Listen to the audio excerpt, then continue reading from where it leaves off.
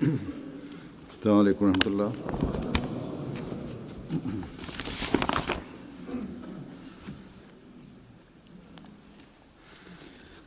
أشهد أن لا إله إلا الله وحده لا شريك له وأشهد أن محمدا عبده ورسوله.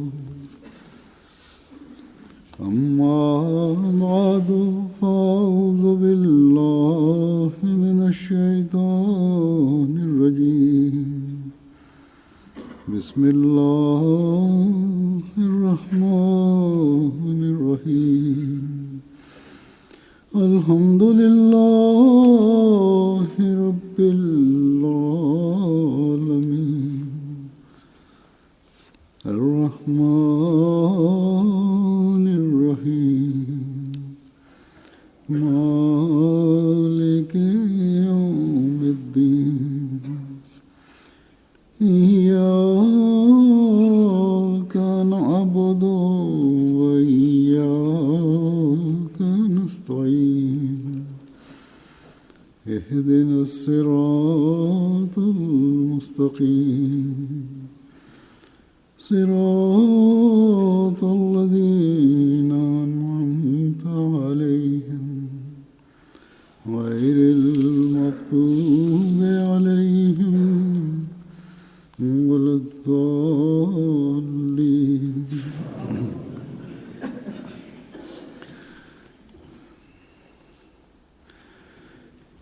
ایک سوال آج کل پہلے سے زیادہ شدت سے نوجوانوں کے ذہنوں میں خاص طور پر اور معاشرے میں عموماً ان لوگوں کی طرف سے کثرت سے پھیلایا جاتا ہے جو مذہب کے خلاف یا صحیح رہنمائی نہ ہونے کی وجہ سے وہ مذہب بلکہ خدا سے بھی دور ہٹ گئے. سوال یہ ہے کہ اگر اچھے اخلاق ہوں یا اگر دنیاوی تعلیم اچھے اخلاق کی طرف لے جاتی ہے تو پھر مذہب کے ماننے کی کیا ضرورت ہے؟ مذہب بھی تو یہی دعویٰ کرتا ہے کہ وہ تمہیں اچھے اخلاق سکھاتا ہے، یا مذہب کے ماننے والے یہ کہتے ہیں. تو اخلاق تو ہمارے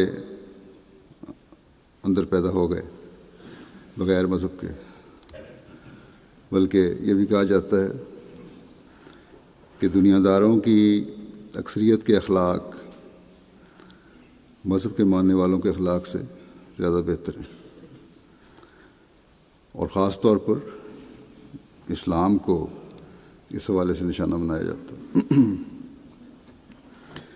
دوسرے مذاہب کی اکثریت تو مذہب کے معاملے میں تقریباً لا تعلق ہو چکی ہے. صرف اسلام ایسا مذہب ہے جس کی طرف منسوب ہونے والی اکثریت اپنے دین کے ماننے کا اظہار کرتی ہے، یا بے عمل مسلمانوں کی اکثریت بھی اپنے آپ کو کھل کر مسلمان کہتی ہے، مذہب کی طرف منسوخ کرتی ہے. اسی لیے اصل حملہ اسلام پر ہی ہے، اور دین سے ہٹانے کی کوشش میں مختلف طریق سے مختلف نکات پیش کر کے ہمارے بچوں اور نوجوانوں کے ذہنوں کو زہر آلود کرنے کی کوشش کی جاتی ہے. خاص طور پر مغربی ممالک میں جو طرز تعلیم ہے اس میں جستجو کی طرف، تحقیق کی طرف زیادہ توجہ دلائی جاتی ہے. یہ بڑی اچھی بات ہے، اس طرف توجہ ہونی چاہیے، لیکن اس کے صحیح طریق بھی ہونے چاہیے. تو بہرحال جب نوجوان یا نوجوانی میں قدم رکھنے والے لڑکے لڑکیاں اپنے گھر والوں میں، اپنے ماں باپ اور بڑوں کی طرف اس سوال اور ذہنوں میں پیدا کیے گئے اور پیدا ہونے والے مختلف سوالوں کے حل کی تلاش کے لیے جاتے ہیں، تو یا تو ماں باپ کے پاس اپنے معاشی اور معاشرتی ضروریات اور مصروفیات کی وجہ سے جواب دینے کا وقت نہیں ہوتا، یا علم نہیں ہوتا، اور اس وجہ سے ان کے سوالوں کا جواب دینے کی بجائے انہیں بسا اوقات دبانے کی کوشش کی جاتی ہے، جس سے نوجوانی میں قدم رکھنے والے بچے بھی سمجھتے ہیں کہ مذہب چاہے وہ اسلام ہی کیوں نہ ہو، اس کا دعویٰ تو ہے کہ سچا ہے اور تمام مسائل کا حل ہے، لیکن زمانے کے لحاظ سے عملی حل نہیں ہے یا جواب نہیں ہے، یا پھر یہ بھی یوں بھی ہوتا ہے کہ بڑوں کے عمل اور بچوں کو جو تعلیم دی جاتی ہے اس میں تفاوت ہوتا ہے۔ بچے ایک وقت تک تو تعلیم کی باتیں سن کر چپ رہتے ہیں، لیکن جب آزادی ملتی ہے تو دین سے دور ہٹ جاتے ہیں اور پھر مذہب سے دور لے جانے والوں کے قبضے میں چلے جاتے ہیں۔ یہی وجہ ہے کہ باوجود اسلام کی خوبصورت تعلیم اور زندہ مذہب ہونے کے اب مسلمانوں میں بھی ایسے لوگ نظر آتے ہیں جو مذہب اور خدا کے انکاری ہیں۔ بس ایسے حالات میں ہم میں سے ہر ایک کو اس طرح توجہ دینے کی ضرورت ہے کہ کس طرح اپنے آپ کو بھی ہم دین پر عمل کرنے والا بنائیں اور اپنی نسلوں کو بھی کس طرح ہم سنبھالیں۔ اس میں کوئی شک نہیں کہ اسلام ایک کامل مذہب ہے اور اس نے مختلف مسائل کے حل بتائے ہیں۔ قرآن کریم ایک مکمل اور کامل کتاب ہے، اور حضرت صلی اللہ علیہ وسلم اس کا کامل اسوہ ہمارے سامنے پیش فرماتے ہیں، اور اس اسوے نے صحابہ رضوان اللہ علیہم میں ایک انقلابی تبدیلی پیدا کی۔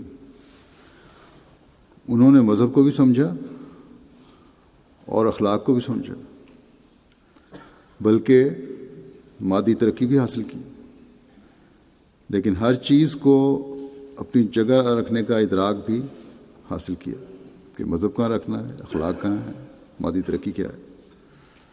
بس ہمارے نوجوانی میں قدم رکھنے والے بچوں، بلکہ خاص طور پر بڑوں کو یاد رکھنا چاہیے، کیونکہ اگلی نسلوں کو سنبھالنے کی ذمہ داری بڑوں کی ہے کہ ہم اخلاق کی درستی، مادی ترقی اور مذہب کے تعلق کو سمجھنے کی کوشش کریں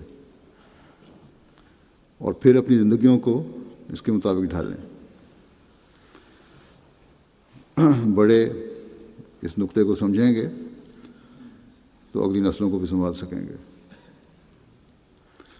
نوجوان اس نقطے کو سمجھیں گے تو دینی اور دنیاوی ترقی کی راہیں ان پر کھلیں گی، اور ان کو پتہ لگے گا کہ اسلام کی تعلیم کتنی خوبصورت تعلیم ہے اور اس کے خلاف بولنے والے جھوٹے ہیں۔ یہ مسئلہ جو آج زیادہ شدت سے لا مذہبوں یا مذہب مخالف لوگوں کی طرف سے اٹھایا جاتا ہے، یہ کوئی نئی بات نہیں ہے، پہلے بھی وقتاً فوقتاً اس طرح کے سوال اٹھتے رہے ہیں۔ ہمیشہ سے مذہب پر اعتراض کرنے والے اس مسئلے کو اور اسی طرح کی دوسری باتوں کو اٹھاتے رہے ہیں جن سے مذہب پر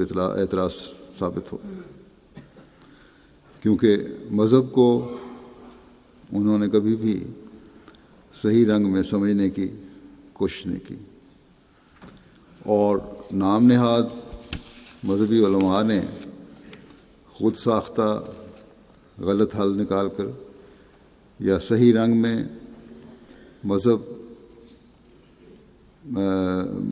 میں اس مذہب کو نہ سمجھ کر تعلیم یافتہ طبقے کو مزید الجھن میں ڈال دیا۔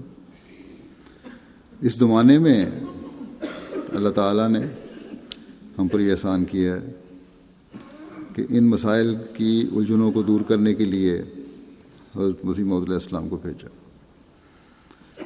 آپ علیہ السلام نے ان کو سمجھنے کا ادراک ہمیں پیدا فرمایا، اور یہ مسائل سمجھنے اور ان کے حل نکالنے ہم پر آسان ہوئے۔ حضرت مسلم موعود رضی اللہ عنہ نے ایک دفعہ اس کی روشنی میں ایک خطبہ دیا تھا، اور اس میں بیان فرماتے ہوئے کہ اخلاق کی درستی، مادی ترقی اور مذہب کا کیا تعلق ہے، اور اسلام اس کو کس طرح دیکھتا ہے، اور حضرت صلی اللہ علیہ وسلم نے کس طرح اپنے عمل سے اور اپنی عملی نمونے سے ہمیں سمجھایا کہ اس کی حقیقت کیا ہے۔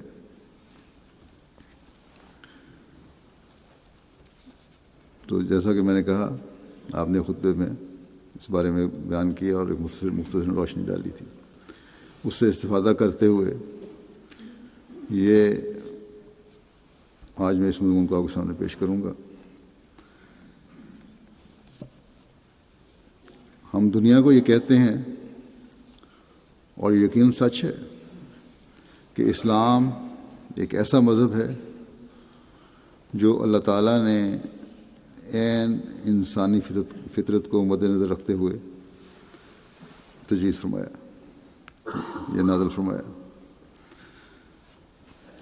اس بات کو سامنے رکھتے ہوئے کہ اسلام دین فطرت ہے، حضرت مسلم موعود رضی اللہ عنہ فرماتے ہیں کہ مذہب اور اخلاق اور انسان کی وہ ضروریات جو اس کے جسم کے ساتھ تعلق رکھتی ہیں ایسی مشترک ہیں کہ ان میں فرق کرنا مشکل۔ بعض یعنی جو شخص مذہب پر یقین رکھتا ہے وہ اخلاق کو مذہب سے جدا نہیں کر سکتا، نہ وہ یہ کہہ سکتا ہے کہ مذہب نے مجھے دنیا سے بے پرواہ اور غنی کر دیا، اس لیے میری ضروریات نہیں ہیں۔ اگر یہ سوچ ہو کہ مجھے اب کسی چیز کی ضرورت نہیں ہے تو انسانی ترقی یعنی مادی ترقی کا پہیہ رک جاتا ہے۔ گویا کہ یہ آپس میں ملی ہوئی ہیں ساری چیزیں، مذہب بھی، اخلاق بھی اور مادی ترقی بھی، لیکن اس کے باوجود ان میں فرق بھی ہے۔ مذہب پر یقین نہ رکھنے والے تو یہ کہہ کر آزاد ہونے کی کوشش کرتے ہیں کہ اچھے اخلاق اور مادی ترقی انسان کی ضرورت ہے، لیکن ایک حقیقی مسلمان کہے گا کہ مذہب کی بھی ضرورت ہے، کہ وہ خدا تک پہنچانے کا راستہ دکھاتا ہے۔ بس یہ سوچ کا فرق ہے کہ ہم نے ان چیزوں کو کس طرح دیکھنا ہے اور ان کا آپس کا تعلق کس طرح جوڑنا ہے۔ باقی مذاہب تو مردہ ہو رہے ہیں، اسلام ہی ایک ایسا مذہب ہے جو ان کا آپس کا جوڑ ثابت کرتا ہے، لیکن مسلمانوں کی اکثریت نے مذہب کی حقیقت کو نہ سمجھتے ہوئے غلط رنگ میں اخلاقیات سے تعلق رکھنے والی چیزوں اور مادیات سے تعلق رکھنے والی چیزوں کو مذہب سے اس طرح جوڑا ہے کہ غلف کی حد تک جا کر بجائے مذہب کو خوبصورت بنا کر پیش کرنے اور اس کی طرف کھینچنے کے مذاہب سے دور کرنے والے بن رہے ہیں۔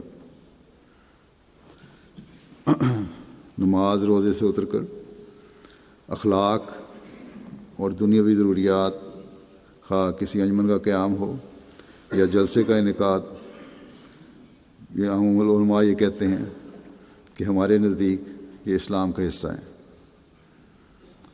اور اس میں شامل نہ ہونے والا کافر اور مرتد ہے۔ اب ہم یہی اسلامی دنیا میں دیکھتے ہیں۔ یہ اب جب اس کے پھیلاؤ ہوتا ہے پھر اس کا، تو ہر ایک چیز کو اپنے گھیرے میں لے لیتا ہے۔ پھر کافر اور مرتد سے بڑھ کر جنگیں شروع ہو جاتی ہیں۔ ہر فرقے کے فتوے ہیں، اور پھر یہی وجہ ہے کہ مختلف شدت پسند گروہ اپنے اسلام کو نافذ کرنے کے لیے اپنا ضابطۂ اخلاق یا نام نہاد قانون بنا کر قتل و غارت گری کر رہے ہیں۔ شام ہے، شام میں، عراق میں، افغانستان میں، پاکستان میں مذہب کے نام پر اپنے خود ساختہ قوانین ہی خون کر رہے ہیں۔ شام کی یا عراق اور شام میں جو نام نہاد اسلامی حکومت قائم ہوئی ہے، وہاں سے ایک فرینچ جرنلسٹ رہا ہو کر آیا، پہلے میں نے بتایا تھا کہ اس نے وہاں بعض ایسی باتیں دیکھیں، ان کے عمل دیکھے، ان کے قوانین دیکھے، جو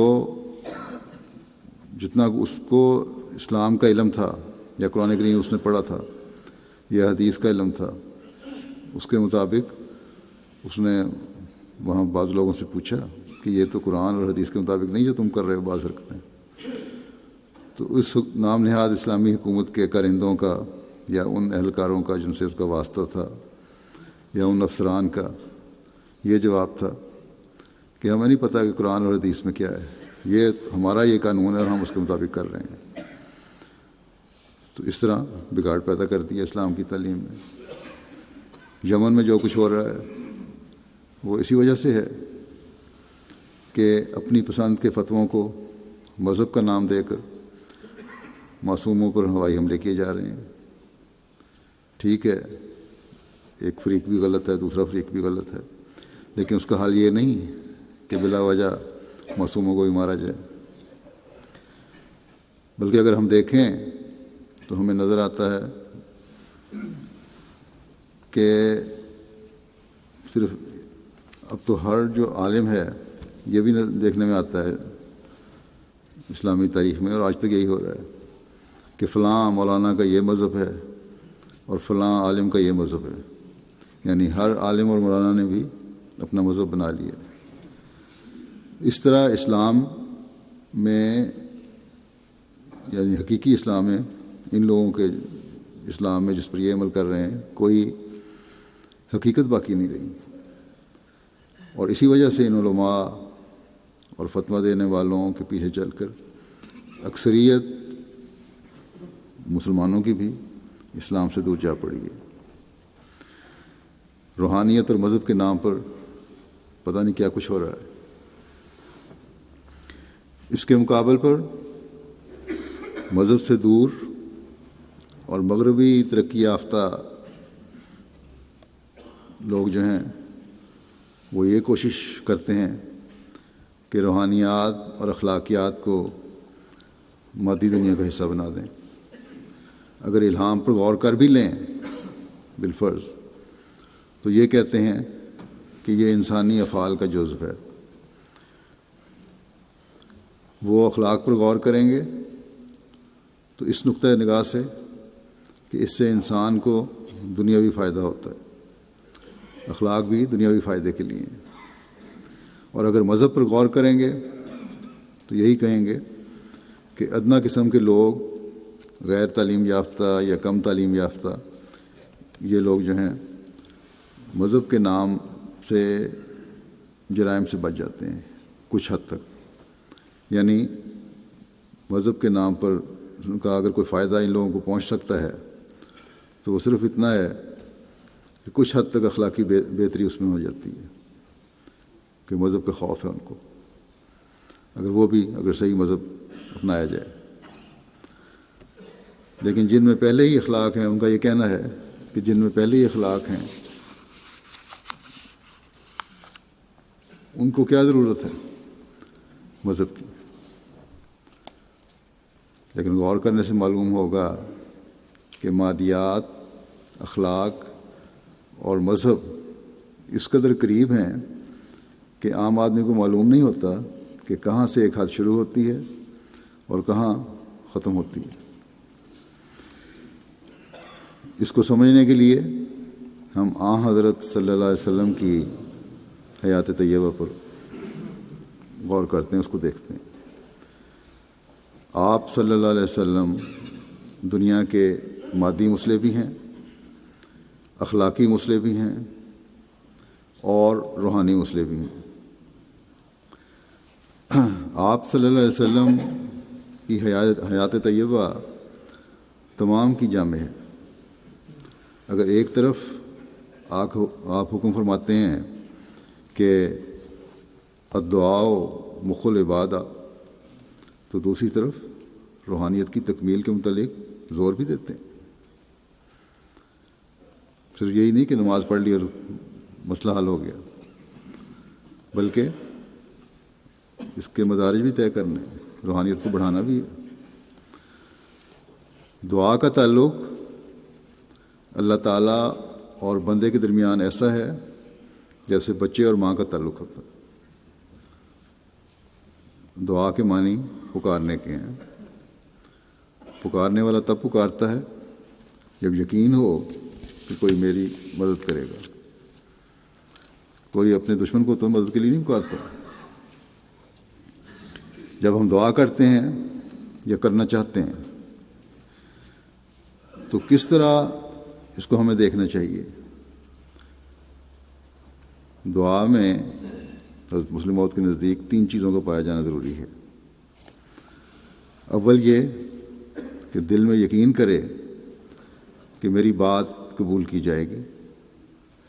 دوسرے یہ اعتماد رکھے کہ جس کو میں پکارتا ہوں اس میں مدد کرنے کی طاقت ہے۔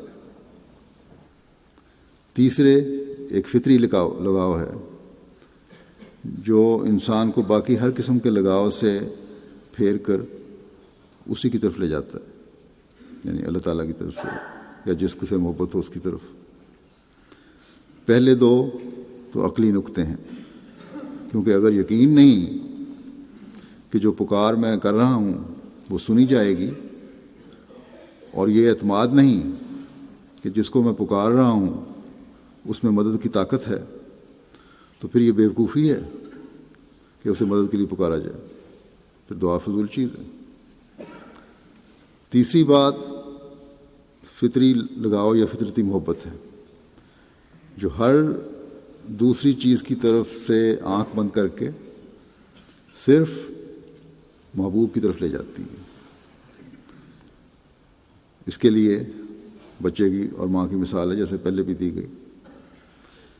بچے کا ماں سے فطرتی تعلق ہے، قطع نظر اس کے کہ ماں بچے کی مدد کر سکے یا نہ کر سکے، وہ اسے ہی پکارتا ہے۔ یہاں تک کہ ایک سمندر میں ڈوبنے والا بچہ جسے علم ہو کہ میری ماں کو تیرنا نہیں آتا، پھر بھی اگر ماں اس سے قریب ہوگی تو وہ ماں کو ہی مدد کے لیے پکارے گا، کسی دوسرے کو آواز نہیں دیتا۔ یہ ایک جذباتی تعلق ہے جس کے متعلق حضرت صلی اللہ علیہ وسلم نے فرمایا الدعاء مخ العبادہ، یعنی بغیر دعا کے انسان کے ایمان کو کامل نہیں کیا جا سکتا۔ بس حضرت صلی اللہ علیہ وسلم نے بندے اور اللہ تعالیٰ کے درمیان تعلق کو بچے اور ماں کا تعلق قرار دیا ہے کہ آنکھ بند کر کے اس کی طرف بھاگو، اس کی طرف جاؤ، پھر دوسری چیز اخلاق ہیں. اس میں ہم دیکھتے ہیں کہ حضرت صلی اللہ علیہ وسلم کی زندگی میں ایسے باریک در باریک اخلاقی پہلو ہیں کہ باریک نگاہ سے دیکھنے والا بھی نہیں دیکھ سکتا، ان تک نہیں جا سکتا جب تک آپ کی رہنمائی نہ ہو. اب بیویوں سے حسن سلوک ہے اور محبت کا اظہار ہے. گھر کے ماحول کو خوشگوار رکھنے کے لیے یہ بہت ضروری بھی ہے. یہ بنیادی اخلاق میں سے چیز ہے ایک. بیویوں کے معاملے میں آپ صلی اللہ علیہ وسلم کس حد تک باریکی سے خیال رکھتے تھے. آپ کو متعلق آتا ہے کہ جب کوئی آپ کی بیوی برتن میں پانی پیتی تو آپ نے جب پانی پینا ہوتا تو آپ اس جگہ منہ لگا کر پیتے جہاں سے اس نے پیا تھا. یہ بڑی چھوٹی سی بات ہے مگر کیسا باریک نقطہ ہے کہ انسانی محبت صرف بڑی بڑی باتوں سے نہیں بلکہ چھوٹی چھوٹی باتوں سے ظاہر ہوتی ہے. پھر یہی نہیں، آپ کی سیرت کا مطالعہ کریں تو پتہ چلتا ہے کہ اخلاق کے بڑے بڑے معاملات میں بھی آپ نے ایسی تعلیم دی ہے اور ایسا اسوہ دکھایا ہے کہ دیکھنے سے لگتا ہے کہ آپ تمام عمر صرف اخلاقیات کا ہی مطالعہ کرتے رہے اور اس کو درس دیتے رہے. بنی نوع انسان کے باہمی تعلقات، رشتہ داروں کے باہمی تعلقات، انسان کے اپنے ذاتی کریکٹر کی تفصیلات، جھوٹ، خیانت، بدگمانی سے پرہیز، تمام امور ایسے ہیں جن میں آپ کا اسوہ اور تعلیم کامل اور مکمل ہے. اور کوئی شخص 20 زندگیاں بھی پا کر ایسا نمونہ نہیں دکھا سکتا جیسا آج وسلم نے ہمیں دکھایا. پھر تیسری چیز مادیات ہے. اس میں ہم دیکھتے ہیں تو رسول کریم صلی اللہ علیہ وسلم کی تعلیم اس طرف بھی ہمیں رہنمائی کرتی ہے. مثلا ایک شہری زندگی کے لیے سڑکوں کو کھلا رکھنا ہے، پانی کی صفائی کا انتظام ہے. شہر بسائے جاتے ہیں یا آبادیاں نئی قائم کی جاتی ہیں تو ان کی طرف بڑے بڑے انجینئر اور سوچنے والے سوچتے ہیں، اس طرف توجہ دیتے ہیں. آپ نے اس طرف ہمیں توجہ دلائی. راستوں کی صفائی کا تعلق ہے، آپ نے اس طرف توجہ دلائی. مکانوں کو کھلے اور ہوادار بنانے کا تعلق ہے، آپ نے اس طرف توجہ دلائی. تمام مادی چیزوں اور دنیاوی چیزوں کی طرف بھی آپ نے توجہ دلائی، چاہے وہ حکومتی معاملات ہیں یا تمدن ہے یا تجارت ہے یا صنعت ہے. ہر چیز کو اپنے اپنے موقع پر آپ نے بیان فرمایا اور اس کی بڑی تفصیلات آپ کی سیرت سے میں ملتی ہیں. لیکن اس کے باوجود آج کل کے مذہبی رہنماؤں کی طرح ہر چیز کو آپ نے مذہب کا حصہ قرار نہیں دیا. مثلا ایک واقعہ آپ کو متعلق آتا ہے کہ کچھ ذمہ دار اپنے کھجور کے باغ میں نر کا کھجور کے پودے نر اور مادہ علیحدہ علیحدہ ہوتے ہیں. نر کا مادہ جو ہے انگور جو ہے وہ مادہ میں ڈال رہے تھے. آپ کا وہاں سے گزرے ہوا، آپ نے فرمایا کہ کیا حرج ہے اگر اس کو اس طرح نہ ملاؤ، خود بھی ہوا کے ذریعے سے یہ مل سکتا ہے نر اور مادہ. لوگوں نے اسے ملانا چھوڑ دیا. اس سال یا اگلے سال اس پر نہیں عمل ہوا تو پھل بہت کم آیا. آپ صلی اللہ علیہ وسلم نے وجہ پوچھی تو لوگوں نے کہا یا رسول اللہ آپ نے منع فرمایا تھا. آپ نے فرمایا میں نے حکم نہیں دیا تھا. ان دنیاوی باتوں کو آپ لوگ مجھ سے زیادہ بہتر جانتے ہیں. حضرت مسلم فرماتے ہیں کہ یہاں اب گویا رسول اللہ صلی اللہ علیہ وسلم نے مادیات کو مذہب سے جدا کر دیا۔ وہ زبان بھی خدا کے رسول کی زبان تھی جس نے یہ کہا تھا کیا ضرورت ہے ملانے کی، اور وہی زبان اللہ تعالیٰ کے احکامات بھی بتاتی تھی ہمیں، مگر باوجود اس کے کہ وہ خدا کے رسول کی زبان تھی، آپ نے مادیات کو مادیات قرار دے کر فرمایا کہ تم ان باتوں کو زیادہ جانتے ہو۔ مگر آج کل کے مولوی خواہ ان کے منہ سے انہونی بات ہی نکلے، اس کے نام ماننے سے اسلام کے دائرے سے خارج اور کافر اور مرتد کا سوال پیدا ہو جاتا ہے۔ دوسری طرف یہ مغربی یا نام نہاد ترقی یافتہ گروہ ہے، ان کے نزدیک نہ مذہب پر ایمان لانا ضروری ہے، نہ مذہب کی تعلیم کی عزت ہے، نہ اخلاق کی حرمت ہے۔ وہ ہر شے کو مادی قرار دیتے ہیں، یہاں تک کہ حضرت مسلم موعود لکھتے ہیں کہ ان کے فلاسفروں نے اس زمانے میں کہا کہ سوال یہ نہیں کہ خدا نے دنیا کو کس طرح پیدا کیا، بلکہ یہ ہے کہ انسان نے خدا کو کس طرح پیدا کیا، نعوذ باللہ۔ ان کے نزدیک خدا کا سوال انسانی ارتقاء کا نتیجہ ہے۔ اگر خدا کا وجود ایک حقیقت بھی ہے تو پھر بھی وہ دماغی ترقی کی انتہائی کڑی ہے اور کچھ نہیں اس کے علاوہ۔ ان کے نزدیک انسان نے ایک اچھا نمونہ تلاش کرنا چاہا، جب وہ انسانوں میں ایک عمدہ نمونہ تلاش نہ کر سکے تو انہوں نے انسانوں سے باہر ایک ذہنی نقشہ قائم کیا، تصورات میں ایک نقشہ قائم کیا۔ پہلی کوشش انسان کی ایسی کامیاب نہ تھی اس نقشے کو قائم کرنے میں، مگر جوں جوں وہ زیادہ غور کرتا گیا، زیادہ ترقی کرتا گیا، یہاں تک کہ اس نے ایک کامل نقشہ تیار کر لیا اور اس کا نام خدا ہے۔ یہ مسلمان فلاسفروں کے نزدیک، اور اب بھی بعض کہتے ہیں یہ خدا کا تصور ہے۔ حضرت مسلم موعود فرماتے ہیں کہ اس طرح ان لوگوں نے خدا کو بھی مادیات کا حصہ قرار دے دیا۔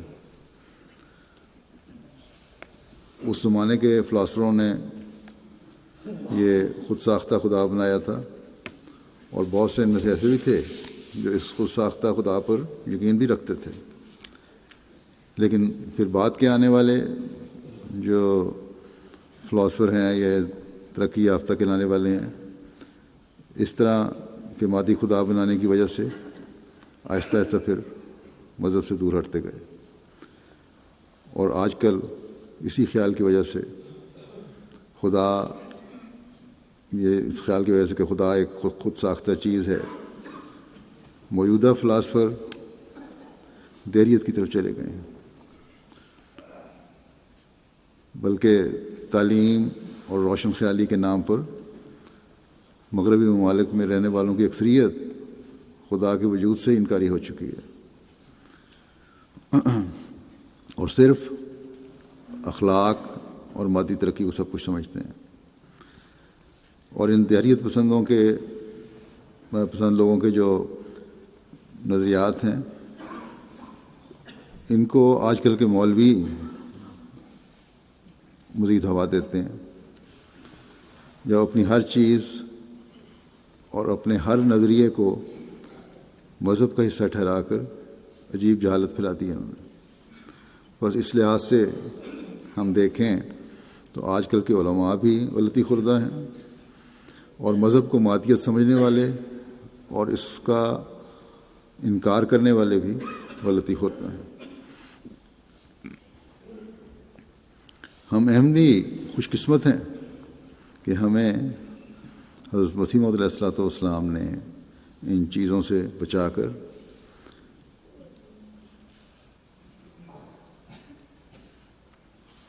ایسی رہنمائی فرمائی ہے کہ اصل حقیقت جاننے کے لیے فرمایا کہ تم حضرت صلی اللہ علیہ وسلم کی طرف دیکھو۔ حضرت صلی اللہ علیہ وسلم نے یہ حقیقت بیان فرمائی کہ ہر معاملے میں اعتدال اور اس کا حق ادا کرنا ہے، یہ حقیقی دین ہے۔ آپ نے فرمایا کہ بے شک عبادت ضروری ہے، عبادت انتہائی ضروری ہے، مقصد ہے پیدائش کا، لیکن وَلِ نَفْسِكَ عَلَيْكَ حَقًّا وَلِ زَوْجِكَ عَلَيْكَ حَقًّا وَلِ جَارِكَ عَلَيْكَ حَقًّا، کہ تیرے نفس کا بھی تجھ پر حق ہے، تیری بیوی کا بھی تجھ پر حق ہے، اور تیرے ہمسائے کا بھی تجھ پر حق ہے۔ اور ان کے حصول کے لیے ہمیں 3 قسم کے ذرائع کا استعمال کرنا ضروری ہے۔ پہلی بات تو دعا اور اللہ تعالیٰ کی طرف جھکنا اور عبادت ہے۔ دوسرے، نفس پر قابو پانا، جذبات کو دبانا، انسانی نفسیات پر غور کرنا۔ تیسرے، اپنے کام اور اپنے پیشے میں دیانت سے کام لینا اور دنیاوی اور سائنس کا علم حاصل کرنا ضروری ہے۔ اگر ہم غور کریں تو نفس کے حق کے لیے دعا اور اللہ تعالیٰ سے تعلق ہے، ضروری چیز ہے۔ جذبات پر قابو پانا ہے، یہ بھی ضروری چیز ہے۔ جذبات ہی بعد بے لگام ہو کر اپنے نفس کے حقوق سے بھی محروم کر دیتے ہیں یا ظلم کرنے پر آمادہ کر دیتے ہیں۔ اپنے علم میں اضافہ کر کے، اپنے کام میں دیانت سے کام لے کر اپنی زندگی کی روحانی حالت اور اخلاقی حالت اور مالی حالت کو ہم سنوار سکتے ہیں۔ اسی طرح اپنے اہل و عیال کے حق کی ادائیگی کے لیے بھی دعا ہے، جذبات پر کنٹرول ہے، اور مادی ضروریات کا پورا کرنا ہے۔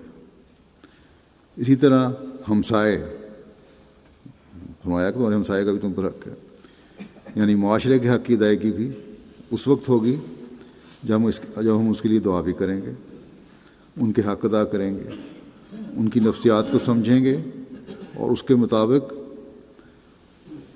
جو دین کا پیغام پہنچانا ہے وہ پہنچائیں گے۔ یہ بھی ان کا حق ہے کہ ان کو دین سے آگاہ کیا جائے۔ اور پھر اپنے علم میں ترقی اور کام میں محنت سے مجموعی طور پر ملک کی ترقی میں بھی ہم حصہ دار بنیں گے۔ یہ بھی ہمسائے کے حقوق میں اور معاشرے کے حقوق میں آ جاتا ہے۔ اور جب معاشرے میں اس سوچ کے ساتھ ہر ایک کوشش کر رہا ہوگا تو معاشرہ روحانی، اخلاقی اور مادی ہر طرح کی ترقی کا بہترین نمونہ ہوگا۔ مسلمانوں کی بدحالی کی وجہ یہ ہے کہ انہوں نے خدا کے مذہب کو مقدم کر کے ان باتوں کا خیال نہیں رکھا جو بھی میں بیان کی ہیں، بلکہ اپنے نفسانی جذبات کا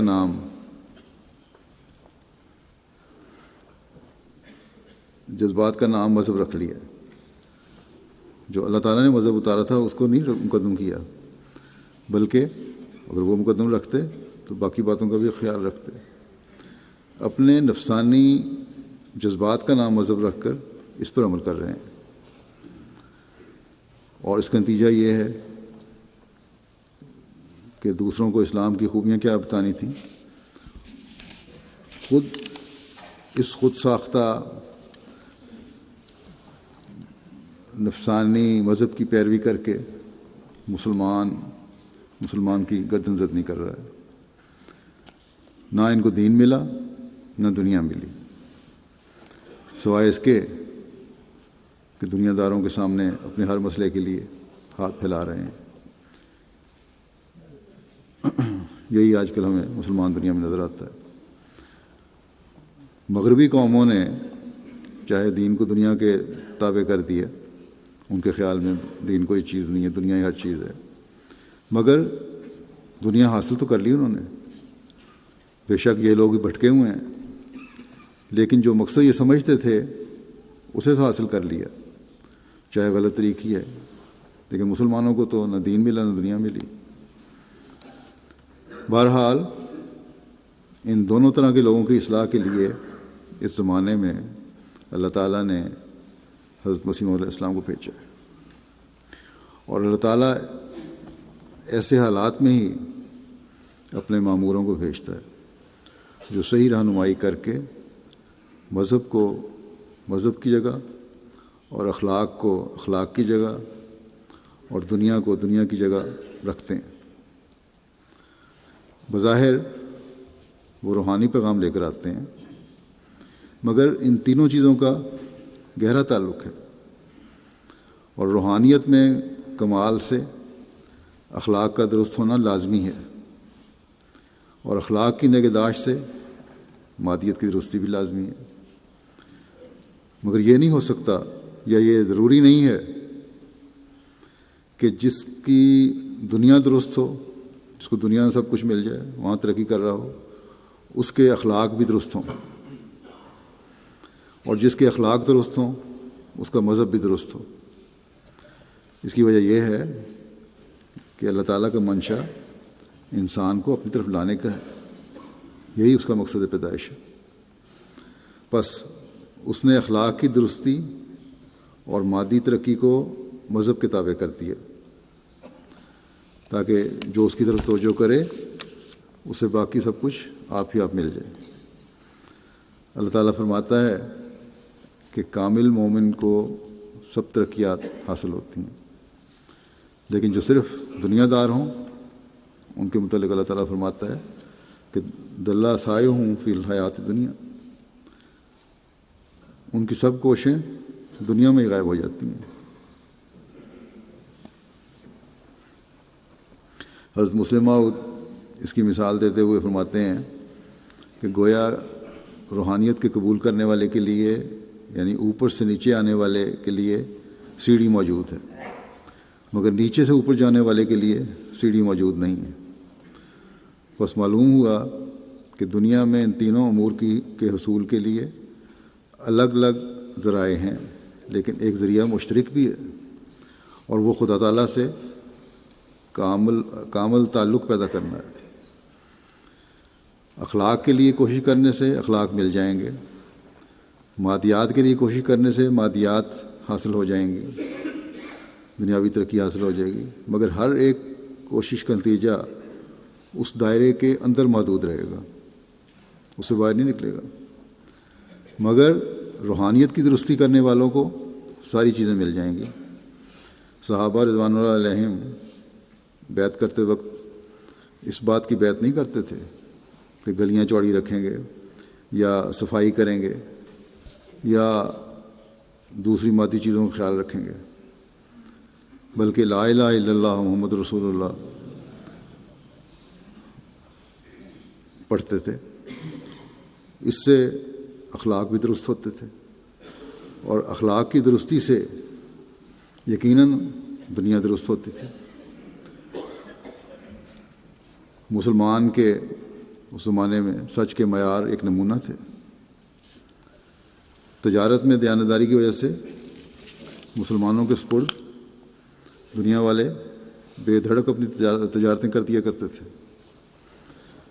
رعایا سے انصاف دیکھ کر لوگ چاہتے تھے کہ مسلمان ہمارے حکمران ہوں۔ حضرت عمر رضی اللہ تعالیٰ عنہ کے زمانے میں ایک موقع پر شام سے مسلمانوں کو نکلنا پڑا، کیونکہ اس وقت رومی فوجوں کے زیادہ ہونے کی وجہ سے مقابلہ مشکل تھا۔ لیکن اس وقت شامی لوگ جو رعایا تھی وہ روتے تھے اور اصرار کرتے تھے کہ آپ لوگ یہاں سے نہ جائیں، ہم آپ کی مدد کرتے ہیں، ہم آپ کے ساتھ دفاع کریں گے۔ حالانکہ شامی لوگ بھی عیسائی تھے اور رومی بھی عیسائی تھے، مگر یہ اعلیٰ اخلاق اور حکومت کا حسن انتظام تھا جس نے شامی عیسائیوں کو عیسائی حکومت کے مقابلے پر مسلمانوں کی مدد پر آمادہ کر دیا۔ پس گو بادشاہت دنیاوی چیز ہے، لیکن مسلمانوں کی بادشاہت دنیاوی نہیں تھی۔ یہ بادشاہت انہیں مذہب کے طفیل ملی تھی، اس لیے مذہب کے پیچھے چلتی تھی، اور اسی وجہ سے اس میں ایسی خوبیاں تھیں کہ مذہبی اختلاف کے باوجود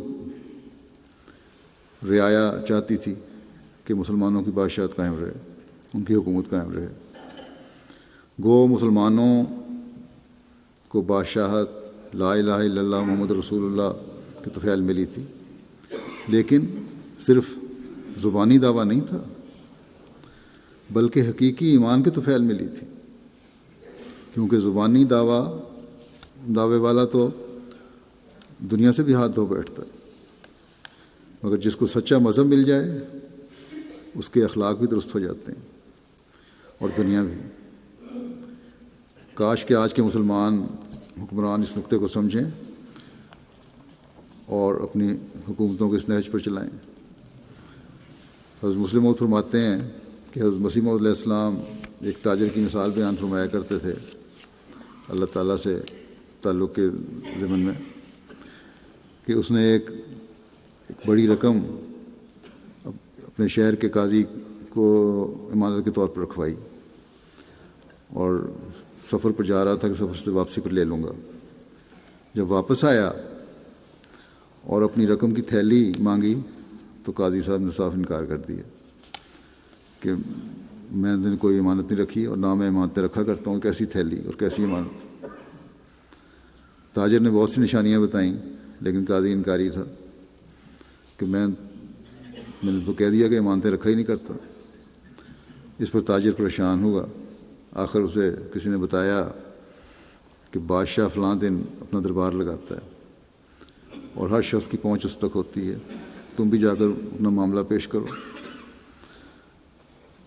اس نے ایسا ہی کیا، مگر کیونکہ اس کے پاس ثبوت کوئی نہیں تھا اس لیے بادشاہ نے کہا کہ بغیر ثبوت کے تو قاضی کو پکڑا نہیں جا سکتا۔ ہاں، بادشاہ نے خود ہی ایک صورت بتائی کہ فلاں دن میری سواری اور جلوس نکلے گا، شہر میں جائے گا، تم اس دن قاضی کے قریب کھڑے ہو جانا، کیونکہ یہ بڑے بڑے لوگ استقبال کے لیے موجود ہوتے ہیں سڑک پہ۔ میں جب آؤں گا تو تم سے بے تکلفی سے باتیں کروں گا، تم بھی ایسے ظاہر کرنا جیسے میرے دوست ہو، ڈرنا نہیں کہ بادشاہ ہوں کچھ ہو جائے گا۔ تم سے میں پوچھوں گا کہ بڑے عرصے سے ملے نہیں تو تم بتانا کہ پہلے تو میں سفر پہ گیا ہوا تھا، پھر واپس آیا تو ایک شخص کے پاس امانت رکھی ہوئی تھی، اس کا جھگڑا چل رہا ہے، وصولی کی کوشش میں ہوں۔ بادشاہ نے کہا کہ اس پر میں تمہیں کہوں گا وہیں قاضی کے سامنے کہ اس جھگڑے کے حل کے لیے میرے پاس تم آ جاتے، پھر تم کہنا کہ اچھا اگر حل نہ نکلا تو میں آپ کے پاس آؤں گا۔ چنانچہ اس دن جب بادشاہ آیا اس تاجر نے ایسا ہی کیا، یہ سوال جواب ہوئے۔ قاضی بھی جو بادشاہ کے استقبال کے میں موجود تھا کھڑا یہ باتیں سن رہا تھا۔ جب بادشاہ کی سواری آگے چلی گئی تو قاضی صاحب تاجر کے پاس آئے اور کہنے لگے کہ تم ایک دن میرے پاس آئے تھے اور کسی امانت کا ذکر کیا تھا، میرا حافظہ کمزور ہے، کچھ نشانیاں بتاؤ۔ تو تاجر نے وہی نشانیاں جو پہلے بتائی تھیں دوبارہ بتا دیں۔ تو اب چونکہ بادشاہ کا رویہ اور سلوک دیکھ چکا تھا قاضی، تو فوراً بولا یہ نشانیاں پہلے کیوں نہیں بتائیں، امانت میرے پاس محفوظ ہے، ابھی لا کے دیتا ہوں۔ تو جب ایک دنیاوی بادشاہ جس کو محدود طاقت ہے اس کی دوستی انسان کو یہ مقام دے سکتی ہے کہ بڑے بڑے لوگ اس سے ڈرتے ہیں، تو یہ کس طرح ممکن ہے کہ خدا تعالیٰ کی دوستی کسی کو حاصل ہو اور دنیا اس کے قدموں پر نہ گر جائے۔ بس سچا مذہب حاصل کر کے انسان تمام دنیا کو حاصل کر سکتا ہے۔ رسول کریم صلی اللہ علیہ وسلم کے ذریعے یہ باتیں جو صحابہ کو ملیں انہوں نے دنیاوی طور پر حاصل نہیں کی تھیں، بلکہ دنیا انہیں ملی وہ مذہب کے تابع ہو کر ملی، مگر اس کے لیے ایمان کی ضرورت ہے جو خدا تعالیٰ کی رضا کو جذب کرے، ایسا ایمان ہونا چاہیے۔ ایک شخص جسے کامل ایمان حاصل ہو وہ کس طرح اعلیٰ اخلاق کو چھوڑ سکتا ہے؟ اگر اخلاق کے سارے شعبے انسان اختیار کرے اور ان پر عمل کرے تو سچائی، دیانت، ایمانت، تقوی اور طہارت سبھی کچھ اسے حاصل ہو جائے گا، اور اس کا لازمی نتیجہ یہ نکلے گا کہ علم، ہنر، ہوشیاری، لیاقت اور محنت اس کو حاصل ہوگی، اس پر عمل کرنے والا ہوگا، اور نتیجتاً پھر دنیا بھی حاصل ہوگی۔ بس مومن کو سب سے زیادہ توجہ روحانی تعلق کی طرف کرنی چاہیے، ان لوگوں کی طرح نہیں جو سمجھتے ہیں کہ منہ سے اقرار کافی ہے۔ خدا تعالیٰ کی محبت زبان سے نہیں ہو سکتی بلکہ دل سے ہی ہو سکتی ہے، اور جب ایسا ہوتا ہے تو پھر انسان ہر شے پر قبضہ کر لیتا ہے۔ جب تک کوئی انسان کمال حاصل نہ کرے انعام نہیں مل سکتا۔ مذہب میں داخل ہونے سے بھی کمال ہی فائدہ دیتا ہے، اس کی کوشش کرنی چاہیے۔ حضرت مسیح موعود علیہ الصلوۃ والسلام فرمایا کرتے تھے کہ آج کل ہم سے فائدہ وہی اٹھاتے ہیں جو گہرا تعلق رکھتے ہیں، یا تو پوری مخالفت کرنے والے، مثلا مولوی ثناء اللہ صاحب وغیرہ، انہیں کو فائدہ ہو رہا ہے، دوسرے چھوٹے چھوٹے مولویوں کو کوئی پوچھتا بھی نہیں، یا کامل اخلاص رکھنے والے۔ ادنا تعلق فائدہ نہیں دیتا۔ اگر انسان خدا تعالیٰ کی طرف چل پڑے تو اس کے ساتھ ہی جیسا پہلوں کے ساتھ معاملہ ہوا اس کے ساتھ بھی ہوگا، اس زمانے میں بھی ہو سکتا ہے۔ اگر انسان حقیقت میں اس کی کوشش کرے تو تبھی یہ ہوگا۔ خدا تعالیٰ کی کسی دشمنی نہیں ہے، ضرورت اس بات کی ہے کہ ہم کامل طور پر اپنے آپ کو خدا تعالیٰ کے آگے ڈال دیں، اس کے آستانے پر اپنے آپ کو گرا دیں، تو آپ ہی آپ سب کچھ حاصل ہو جائے گا، اور جو ترقی ہمارے لیے ضروری ہے آپ ہی آپ ہمیں مل بھی جائے گی۔ آگ کے پاس بیٹھنے سے ایک عام مثال ہے، انسان کے سب اعضاء جو ہیں گرم ہو جاتے ہیں، تو یہ کس طرح ممکن ہے کہ سب کچھ چھوڑ کر خدا تعالیٰ کے پاس انسان آئے اور خدا تعالیٰ کے فضل سے وہ حصہ نہ لے؟ بس ہمیں کوشش کرنی چاہیے کہ خدا کو حاصل کریں، خدا تعالیٰ کے بھیجے ہوئے مذہب کی حقیقت کو سمجھیں، خدا تعالیٰ کی محبت کو ایک ایسی شے بنائیں جو تبھی چیز بن جائے، اور یہی چیز جو ہمارے اخلاق کے بھی اعلیٰ معیار قائم کرنے والی ہوگی، اور دنیاوی ترقیات بھی ہم حاصل کرتے چلے جائیں گے۔ اللہ تعالیٰ کے نور سے اگر ہم حصہ لینے کی کوشش کریں تو تبھی ہم حقیقت میں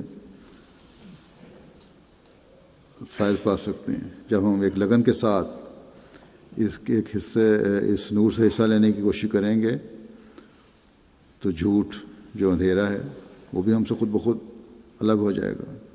سستی، فریب اور دغا اور دوسرے جو برائیاں ہیں، دوسروں کے حق مارنا، یہ سب ظلمات ہیں، یہ بھی خود بخود دور ہو جائیں گے اللہ تعالیٰ کے نور کی وجہ سے۔ ہمارے اخلاق بھی بلند ہوتے چلے جائیں گے اور دنیاوی ترقیات بھی ملتی رہیں گی۔ بس اس معاشرے میں رہتے ہوئے اپنی نسلوں کو اگر دنیا داری کے بد اثرات سے بچانا ہے، مذہب اور اخلاق کا جوڑ انہیں سمجھانا ہے، دنیاوی ترقی کو بھی حقیقی مذہب کے تابع ثابت کر کے انہیں مذہب سے جوڑنا ہے، یعنی اپنی نسلوں کو، تو ہمیں اللہ تعالیٰ سے حقیقی تعلق جوڑنے کی خود بھی کوشش کرنی چاہیے۔ اللہ تعالیٰ ہمیں اس کی توفیق عطا فرمائے۔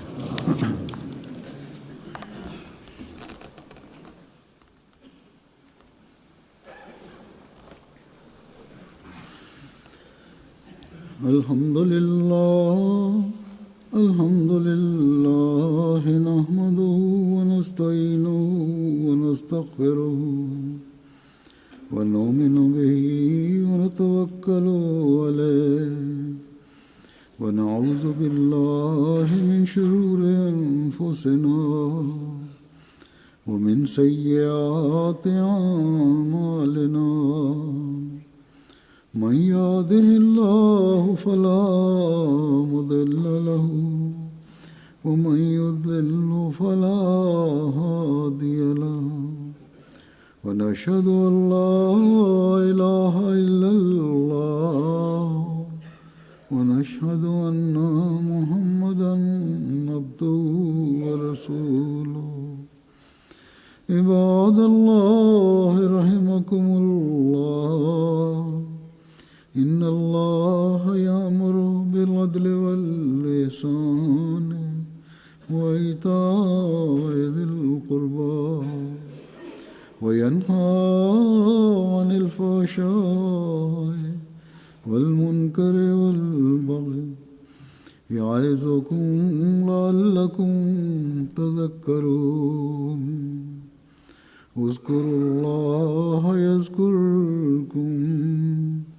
وادعوه يستجب لكم ولذكر الله أكبر.